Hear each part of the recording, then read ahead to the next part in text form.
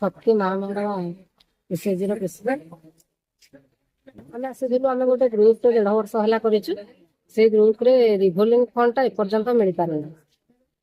ତାପରେ ଆମ ନର୍ସରୀ ପାଇଁ ଗୋଟେ ମାନେ କଲେକ୍ଟରଙ୍କ ଯାଇଥିଲେ ଭେରିଫିକେସନ କରିବା ପାଇଁ, ଗୋଟେ ଗୋ ଆହେଡ୍ ଲେଟର ଆମକୁ ମିଳିବା କଥା, ଏପର୍ଯ୍ୟନ୍ତ ସେଇଟା ମିଳିପାରୁନି। ସେଇଟା ଆମର ଅଭିଯୋଗ ଥିଲା। ହଁ, ଆମେ ଅଭିଯୋଗ ଦେଇଛୁ ତ, ଆମର ଆଶା ଅଛି ନିଶ୍ଚିନ୍ତ ସଫଳ ହବ। ନଳିନୀ ସାହୁ, ମନ୍ଦାର। ହଁ, ଏଇ ସବୁ ଏମିତି ଅସୁବିଧା, ଘର ଦ୍ୱାର କିଛି ନାହିଁ।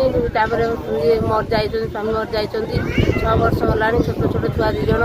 ଆଉ ଚଳିବାକୁ ବହୁତ ଅସୁବିଧା ହଉଛି। ଆଉ ରୋଜଗାର କିଛି ନାହିଁ ବୋଲି ଯୋଉ ଆସିଥିଲି ଜଣେଇବାକୁ। ଆଜି କ'ଣ କହିଲେ ସାର୍?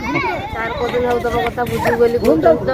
କହୁଛନ୍ତି ଯୋଉଠି ରହିଛ ଯାଇକି ଆମେ ବୁଝିବୁ, ତହସିଲ ଅଫିସରୁ ଯାଇକି ଇନକ୍ୱାରି କରିବୁ କୋଉଠି ଅଛନ୍ତି ବୋଲିକି ଫୋନ ନମ୍ବର ଏଟା ରଖିଛନ୍ତି।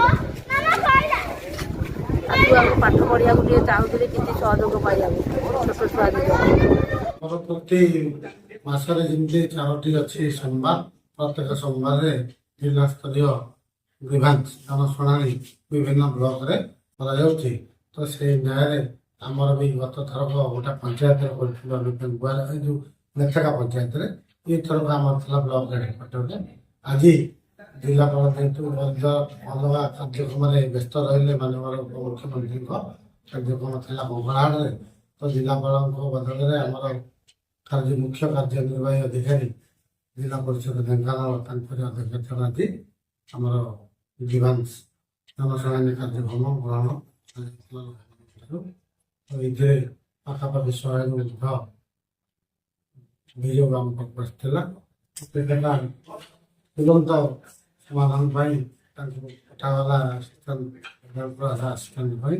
ଆଉ ଗୁଡ଼ିଏ ଥିଲା ବ୍ୟକ୍ତିଗତ ସମସ୍ୟା ଗୁଡ଼ିକ ମଧ୍ୟ ଯେଉଁ ଯେଉଁ ବିଭାଗରୁ ଆସିଥିଲା, ସେ ବିଭାଗର ଅଧିକାରୀମାନଙ୍କୁ ନିର୍ଦ୍ଦେଶ ଦିଆଗଲା ତାକୁ ତୁରନ୍ତ ତାର ସମାଧାନ କରିବେ।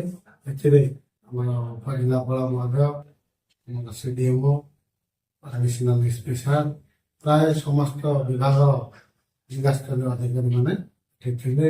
ଆମର ଗଞ୍ଜାମରେ ମଧ୍ୟ ଗୁଡ଼ିଏ ଆମ ବ୍ଲକ ସ୍ତରରେ ଥିବା ବିଭିନ୍ନ ଲାଇନ୍ ଡିପାର୍ଟମେଣ୍ଟର ଅଧିକାରୀମାନେ ଉପସ୍ଥିତ ଥିଲେ।